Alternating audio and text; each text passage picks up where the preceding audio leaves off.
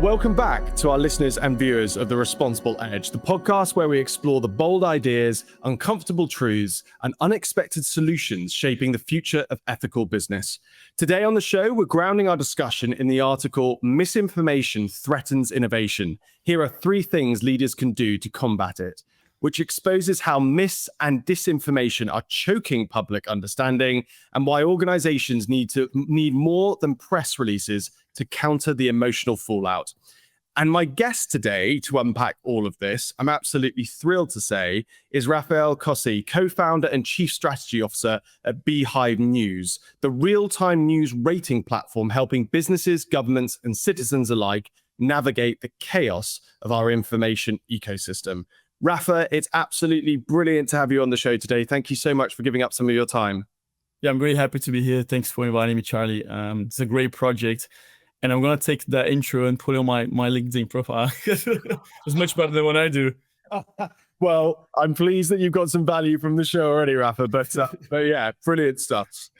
Now, on that introduction, I've given a very, very brief intro to you and to the work that you guys are doing at Beehive News. I think our listeners and viewers are going to be super intrigued about the work that you're doing and sort of what you guys are focusing on. We'll obviously link to various websites, your LinkedIn profile and to Beehive, etc., so that our listeners and viewers can check it out. But could you just add a bit more meat on the bones as to exactly kind of what the organization is and does, and ultimately your role within it?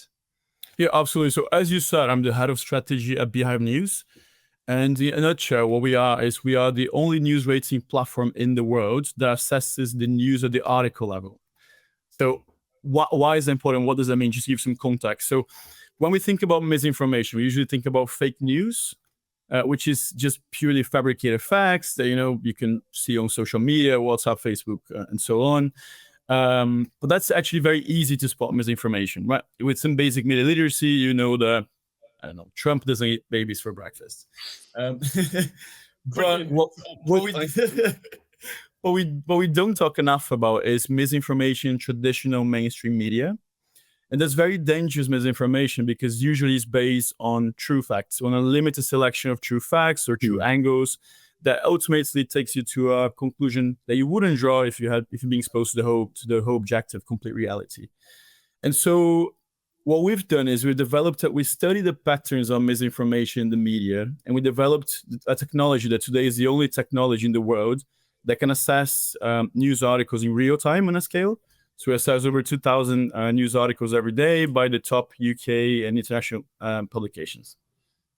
And Rafa, that was an absolutely brilliant introduction, and I've immediately got questions on this. So when and again, I'm going to oversimplify this from my own sort of from my own simple mind in many ways, but is really what you're saying there that you're analyzing news article based upon a broader, wider contextual analysis of how this piece of content lands, if you like, within the broader sort of sense of its publication, i.e. that actually when you look at it on the face of it, the facts, if you like, the claims made within it can be substantiated and be evidence, but there's nuance that hasn't been considered, and that's what Beehive considers. Exactly. That's the right approach. So the way I typically explain this is most things in the news aren't facts; they're theories, right? So if I ask you, is photosynthesis a fact? It's not really. It's a theory. And if we find out tomorrow that photosynthesis doesn't actually work the way we think it does, we won't be terrified, right? Because we accept that theories evolve and they can be polished, etc. What we need to guarantee is that photosynthesis or whatever theories, they're made following a set of objective rules or best practices. So these are the rules that we actually investigate when we assess in news articles. For example, is an article one-sided, or does it show different sides, opposing sides of the story? Does it use primary sources? Is there any conflict of interest in those sources? Any contextual elements missing? Who, when, why, how? Is it well written, or is the language a bit abstract, obtuse? So we're looking at actually quite objective criteria that go beyond just is this true or false? Is it a fact or is it a fact? Because how you connect the facts through links of causality that actually where misinformation actually lies. And And by the way, Rafa, I love how we've gone completely off piste already within the first few minutes of this, but it's because it's so captivatingly interesting for us. We definitely need to talk TrueMark at some point, because there's definite alignment with the work that we're doing with our platform, and I'd love to scratch the surface with that. But let me ask you this: in terms of the outcome of your analysis and your rating system, how does that play out in terms of the end user? You mentioned an app. Is there something I can go to in order to essentially see which of the main media sort of platforms is most trustworthy in the sense of how it goes about presenting its news? More or less, yeah. So we have this technology, right, that has different use cases. So on the backstage, we help publishers when they're interested to do a better job. So we share the market intelligence with them. We show them where the gaps are, what they have to work on. Some publishers we meet periodically, and we discuss the worst articles. We started to do some work with media regulators in the UK as well to help them flag articles that that might breach some of their code of conduct standards. Our main product is the app. So it's a B2C app. You can download it and you can see every news article rated with a transparent, detailed assessment and why it has that rating. We don't think we should look at news ratings, and that's why we're the only one doing this in terms of what newspaper is better, because that's very dangerous, right? If I tell you X newspaper is very trustworthy, then you're less likely to turn on your critical filter when you're reading news from that publisher. But publishers are made of hundreds of thousands of people, and they're error prone. I mean, misinformation is not always intentional, and so it really needs to be an article by article basis. So that's what we try to avoid. We try to steer away from, is this publisher good or bad, and is more about, is this article well done, well crafted. I love that. So there's less of the kind of aggregated, we've taken the 1,000 articles from publication X and Y, and these are the overarching scores, cumulative of them. It's very much on a case by case basis. We've taken each of these individual pieces. It's so interesting, Rafa. I've got to pick your brains further on a TrueMark sense. But for now, and you brilliantly introduced this, it would be great if we can find out a little bit more about you, because obviously this is an amazingly fascinating role that startup that you created here. But I want to get to know you. So talk us through what led you to this point? Like, what can you take us back to the beginning and perhaps, I don't know, the early part of your life, like the things that inspired you, the things that really affected you, that ultimately led you to perhaps what you did in your education and the early part of your career? Right. So, actually I came into the news world quite tangentially. Most of my career, I worked as a strategy consultant for top strategy firms around the world. So I did very long projects in South America, North America, the UK and Europe, Asia, Islamic countries.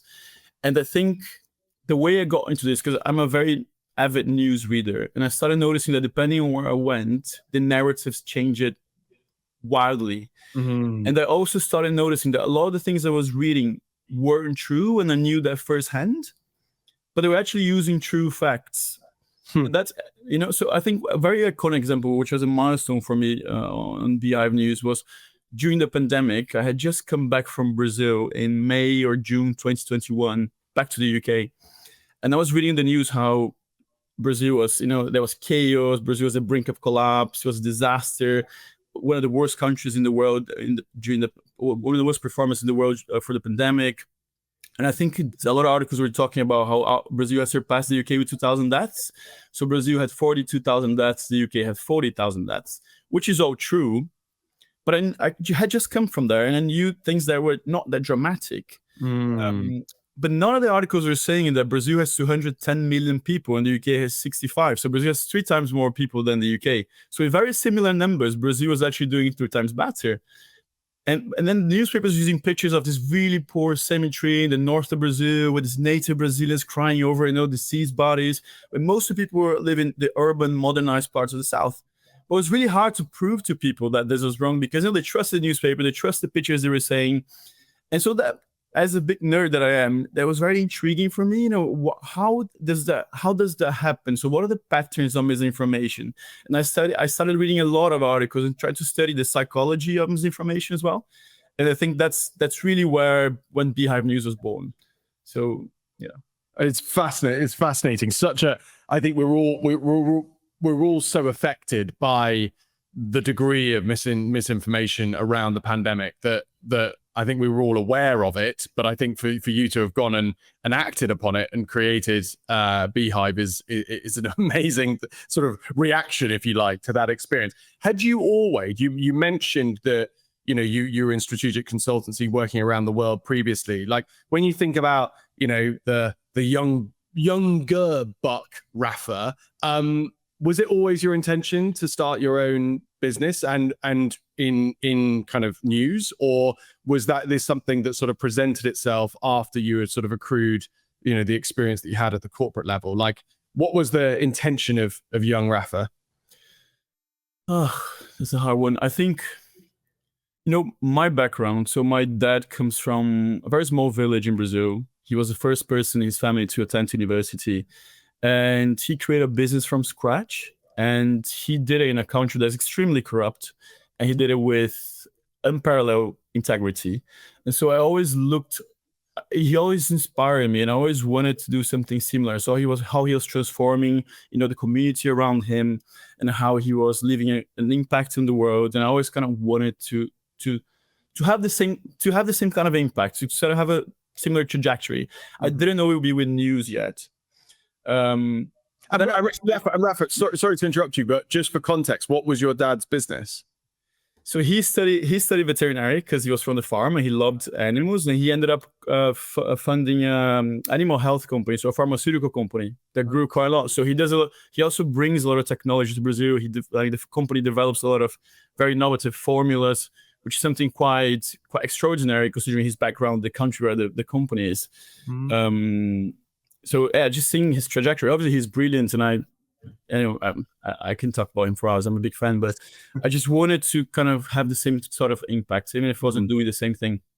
And then I went to law school actually before I joined the strategy consultancy, and there we studied a lot of ethics, and we studied politics, society, how, you know, power networks, soft power. And information is a huge soft power. So information, you know, it can influence people's opinions, who they vote for, you know, what they consume, and we usually don't pay so much attention to it. And you know, there's not a lot of systemic approaches to the quality of information.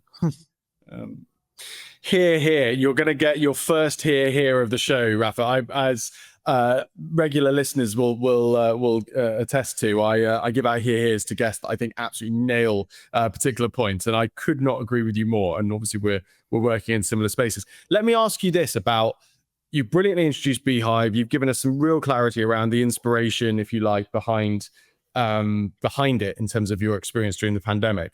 What's it been like for you running Beehive? Like, what's been the personal experience like, you know, building this startup?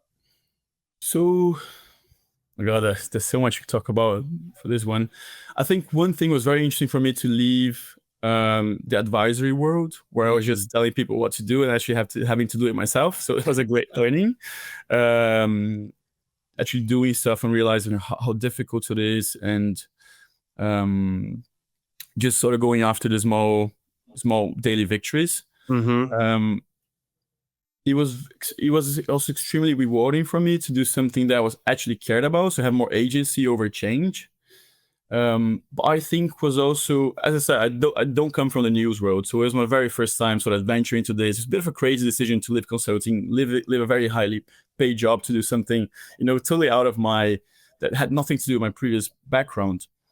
But I think it was also a little bit frustrating because what I thought the news world would be very mission driven.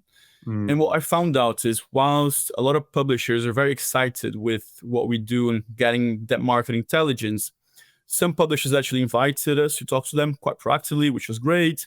But during those meetings, we could tell they're very curious about what we do, but that they don't really care about the quality of what they produce. They would say things like, and I obviously won't cite in names, but they would say things like, oh, there's brilliant technology. You've correctly identified the gaps in what we do. We were somewhat aware of those gaps, so we know they're correct, but we only care about engagement. So as long as that's not drive engagement, we don't want to use this. So I think it was really good. Again, it's very rewarding in many ways. It was a great learning, but it was also a bit of a shock to know how the news world actually operates.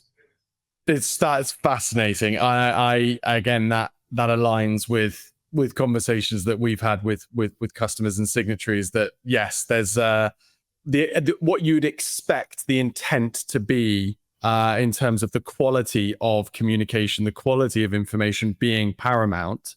It is surprising to note that perhaps that's not always the driving force. Rafa, let me ask. Go on. Sorry, you were going to say something. No, I was just saying, something that, because obviously we have some of the, we suspect some of this, right? But I always thought that for some industries, like if you're a doctor, right, you probably mission driven, you care about people's health. If you're a journalist, I always expected that you, at one point in your life, when you decided to go down that path, it's because you wanted to inform people, you wanted to have a positive impact in the world. So for me, hearing some of those people being very clear about, and very explicit about consciously not caring about the quality of their output, that was a bit shocking for me. It's not everyone. Some newspapers are extremely mission driven, some people are brilliant, we have great partners, but that part was a little bit shocking for me. I'm totally with. It's fascinating. We could go on a completely different tangent around the systems that are at play that incentivize that focus and all the rest of it. But I want to ask you for now, Rafa, when you think about from this point onwards, and I guess this will be very Beehive related, so feel free to just make it focused on that. But when you think about the rest of your career from this point onwards, what would success look like to you?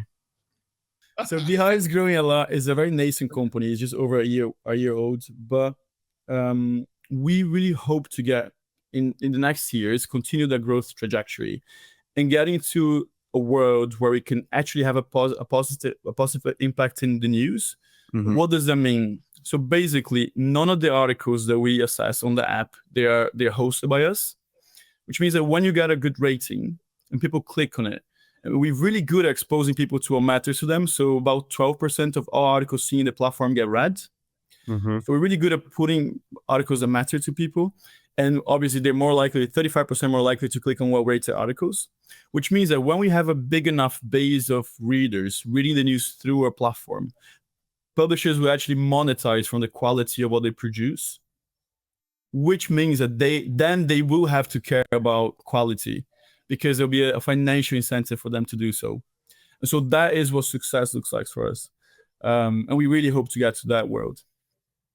That is beautiful and fantastic. And Rafa, again, aligns very closely with the intention that we have in a very different sort of space in terms of sustainability reporting and sustainability communications, but within the corporate space with what we're doing in TrueMark. But we're very aligned. I think it's fascinating to see how you can ultimately end up changing behavior by playing the game, if you like, that those organizations want to play in terms of their intent and their motivations. Rafa, is that what you guys are doing? Yeah, it's perfect. It's perfectly aligned. It's almost a brilliant decision that we decided to do a podcast together.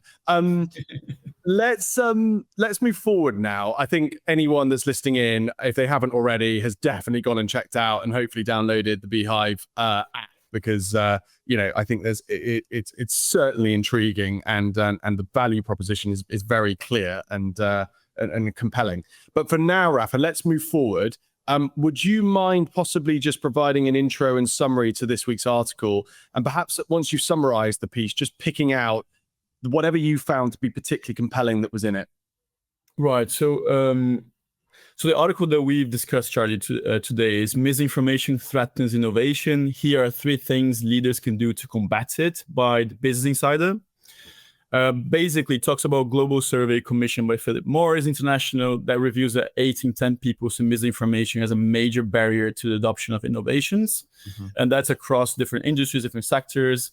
And then they suggest 3 things to address the problem, the misinformation problem, basically pre-bunking, being present in alternative media, essentially social media. And then a third one that I particularly like, which is uniting, because alone, a company individually can't do much, so they need to unite, whether through self-organization, oversight platforms like ourselves, or the government. So that's the last point I found the most interesting in the article. Interesting. And Rafa, thank you for that. I mean, you've provided a brilliant. In fact, actually, out of interest, having read this article, from a Beehive perspective, were there any kind of red flags in the piece from your point of view, or was it something that, is this a typical article that would likely be analyzed by Beehive, and what would be the likely outcomes? Oh, that's a great question. You know, when we're more likely to agree with information, we're less likely to find flaws in it. So I love using Beehive myself, because sometimes I think an article is great, and then I'll check the assessment and like, oh, actually, there's some really clear flaws that I ignored. And because I really agree with the article, maybe I have disregarded some of those things. Definitely doesn't have it's definitely one-sided. So there isn't anyone there that's been interviewed saying, you know what, actually misinformation isn't that bad for businesses. So that's definitely one thing that we would capture in the assessment. You know, what are the people saying? This is a sponsor. I mean, there's a company running this survey. Is there a conflict of interest here? But generally, because we do agree with that,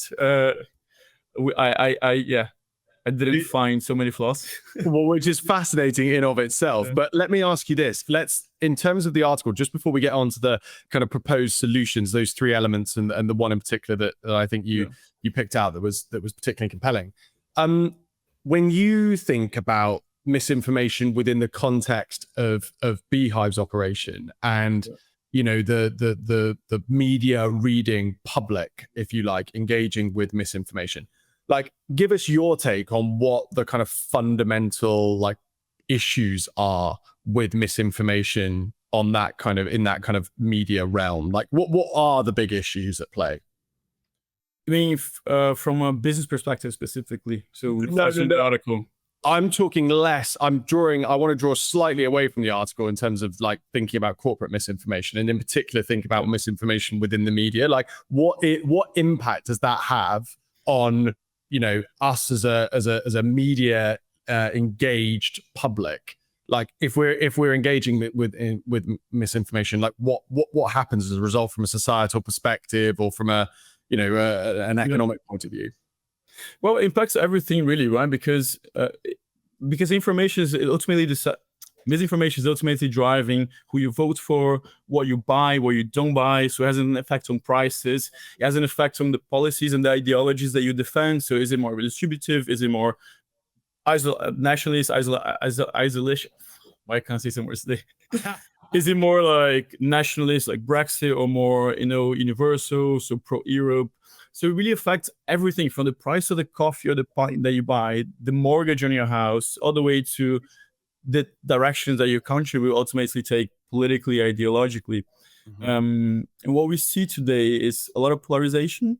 We see something that's very fundamental for civilizations. I'm a big nerd, as for civilization, which is cohesion and the feeling that everyone's included in the model.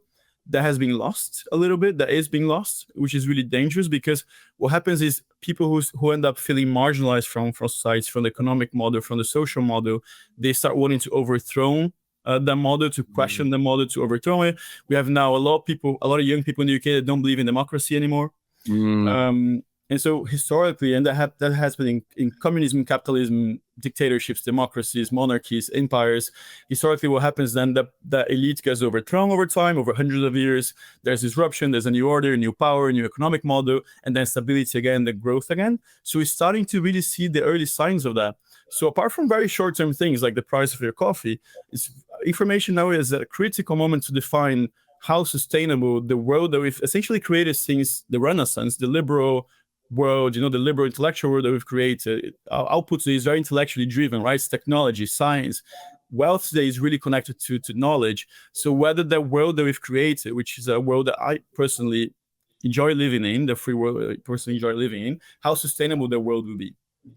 So, Raf, you have given us a whistle-stop tour there through history and politics and everything in between, which is beautifully described. If I was to throw it back at you here, and let me know if I'm massively oversimplifying things, and I think the article kind of alludes to this in terms of the impact of misinformation on essentially, I think it refers to like technological progress, but ultimately progress and development.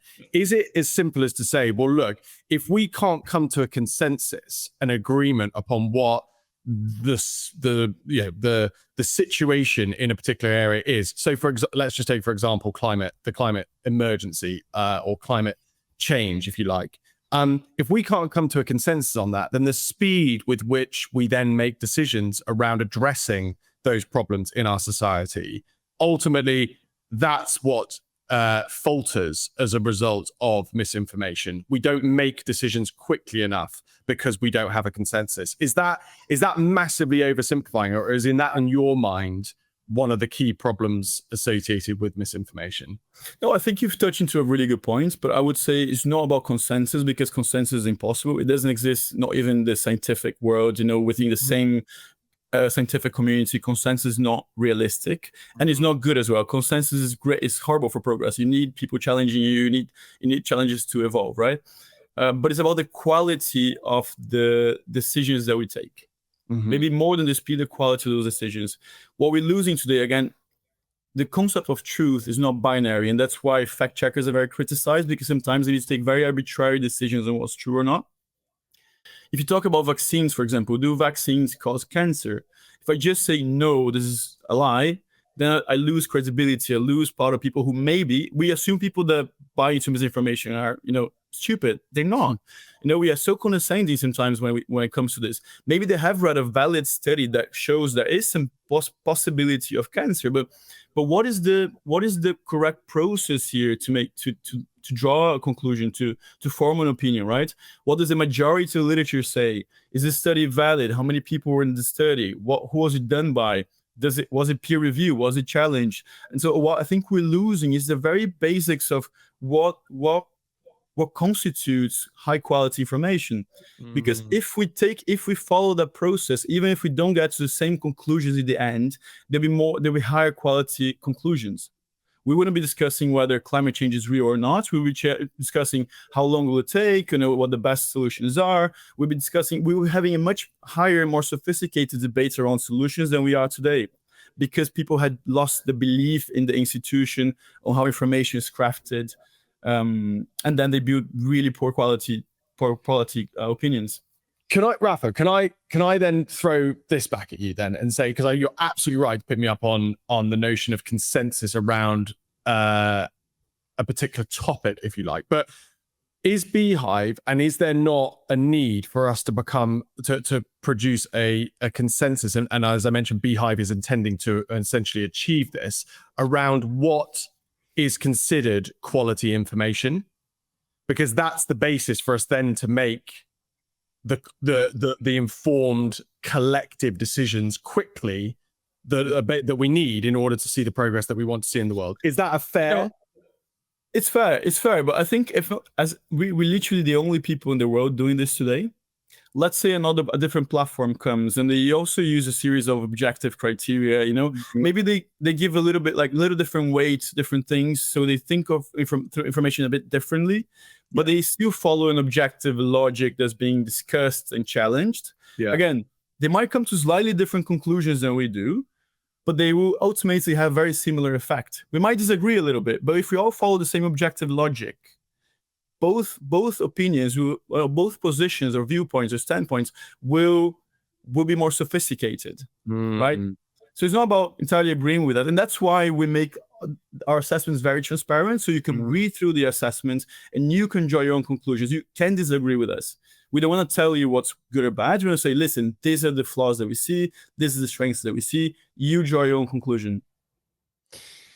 Here. You're going to get your next here of the show, Rafa. You're stacking them up here.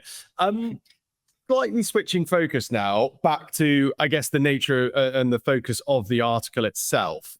Yeah. I want to talk a little bit about misinformation within the corporate space, if you like.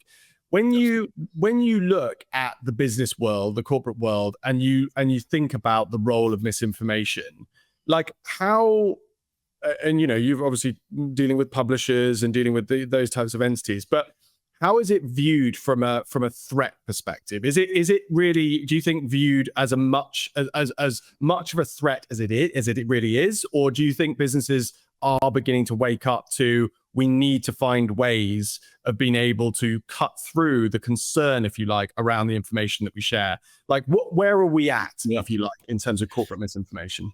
I definitely think the people estimate the impact of misinformation in the business world.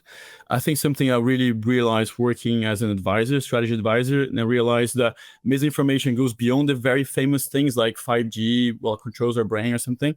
There's misinformation everywhere in every industry. So I work with bug sprays, and there's people saying that bug spray causes cancer, or like all the crazy things that you don't know are there because people don't usually talk about them, but they are very popular in some channels. And what happened to the information has moved from everyone tuning into BBC at 6-7 p.m. to very, very complex ecosystems where the information doesn't come from Facebook or TikTok, whatever social media it is. Those ecosystems are very complex, and there's a lot of circles that are there coexisting in those environments. And so it's really hard to map all those circles and what's being said. But the fact that there are groups, when you start working with any industry, you see there are groups where they are spreading misinformation around essentially anything.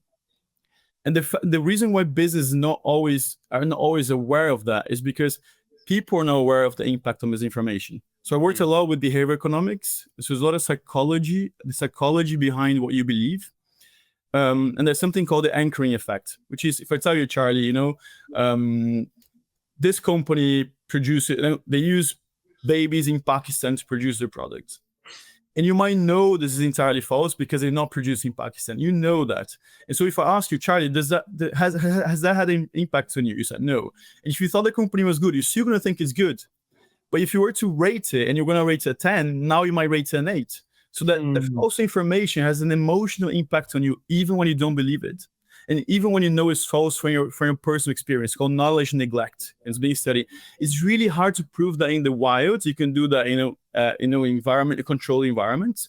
But anchoring effect is a very real thing. And so even when people don't believe it, they won't tell you they believe it, or they might not even remember that they're exposed to that. That might have an effect on how people are choosing what to buy.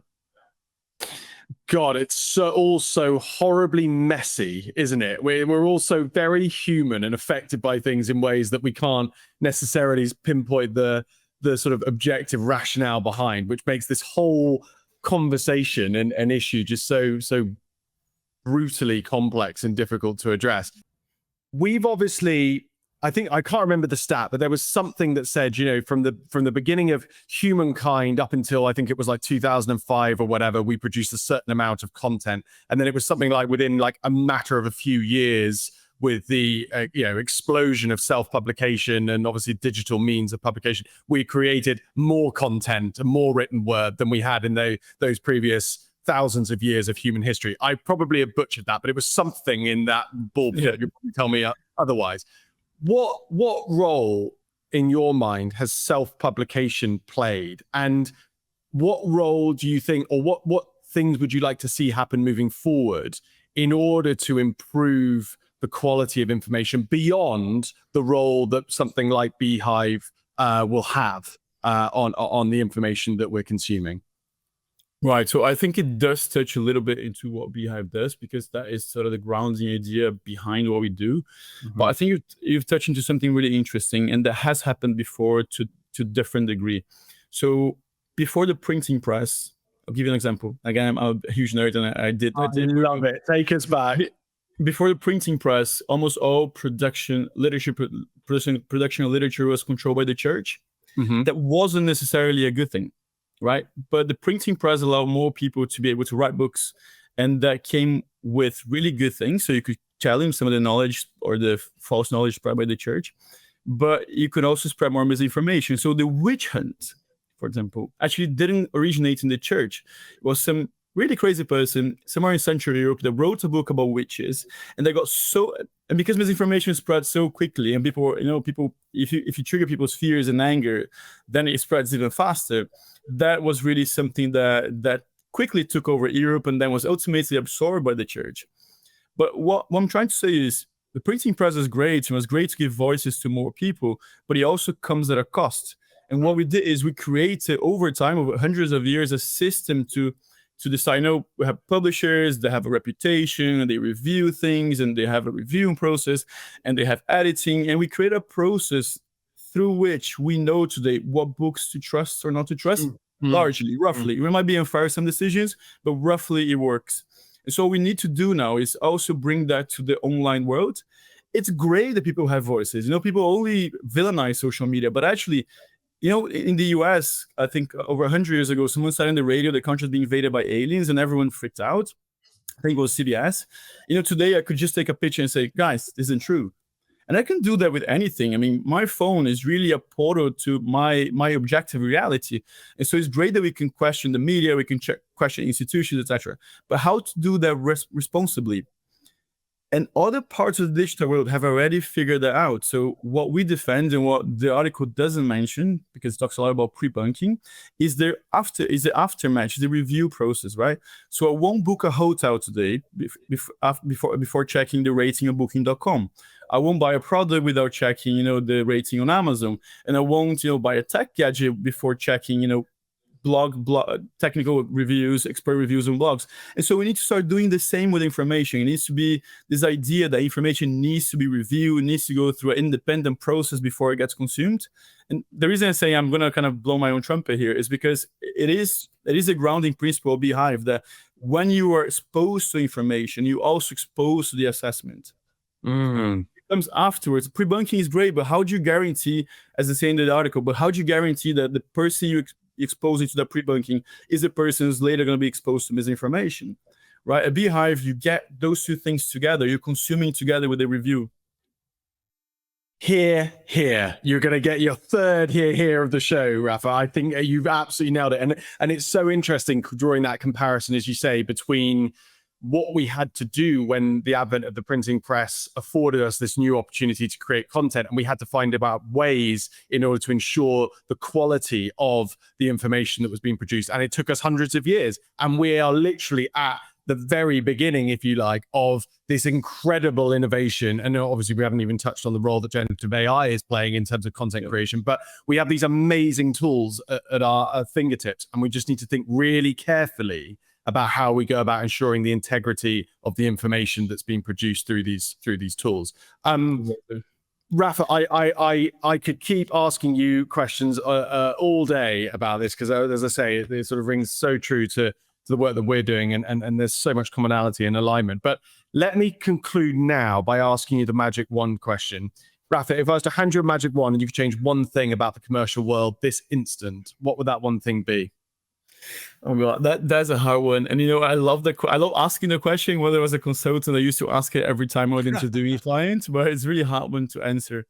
I was reflecting on this a little bit, and I think there is a show on Apple TV. I'm going to do some marketing that is a really great metaphor to how I see the corporate world after so many years of advising it.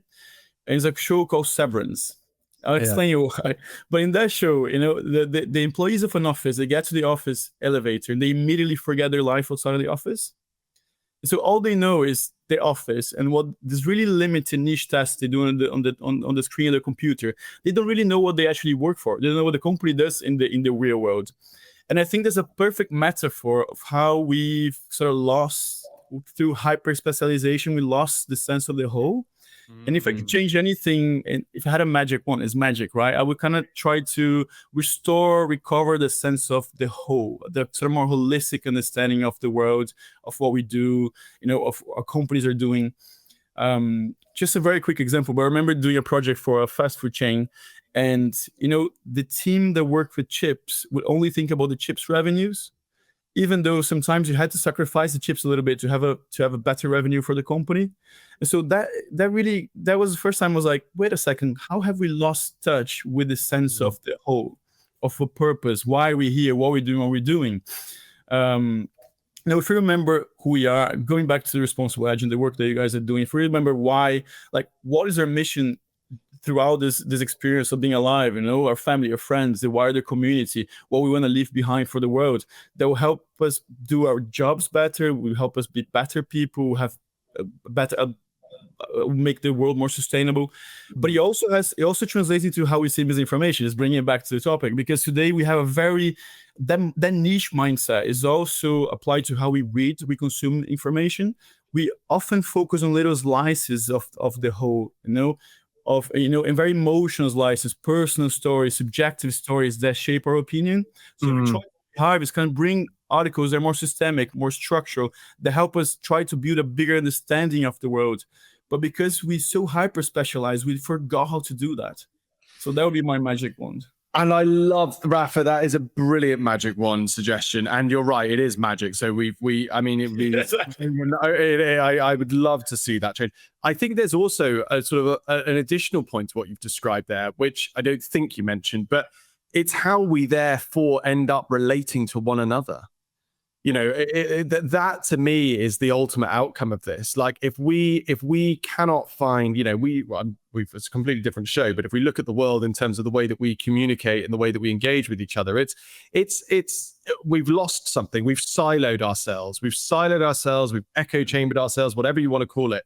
And ultimately we've lost a sense of that whole and what binds us and what brings us together. And I know that might be starting to sound a bit, cringe, etc. But I really do think personally that these are the kind of stakes at play here. What is going to bring us back together? And I think the work that you guys are doing at Beehive, hopefully the work that we're doing with TrueMark, like we are ultimately trying to bring us closer together by coming to, some sort of broader, holistic understanding of one another's perspectives. And I think that's brilliant. Our shared humanity, right? Exactly. Exactly. Rafa, I feel properly inspired by that conversation. I'm sure our listeners and viewers will have found it equally as inspiring. So thank you so much for joining me today. It's been a great show. I hope we might be able to snaffle you for another show at some point in the future. Thanks, Charlie. It was really, really, really nice to be here. And that's all for today's episode of The Responsible Edge. A huge thank you to Rafael Cossi for reminding us that fighting in misinformation isn't about controlling the narrative. It's about earning trust, one honest human conversation at a time. As a reminder, this episode was brought to you by TrueMark, the independent mark of integrity for sustainability reporting. Because trust isn't declared, it's earned. Visit truemark.com to learn more.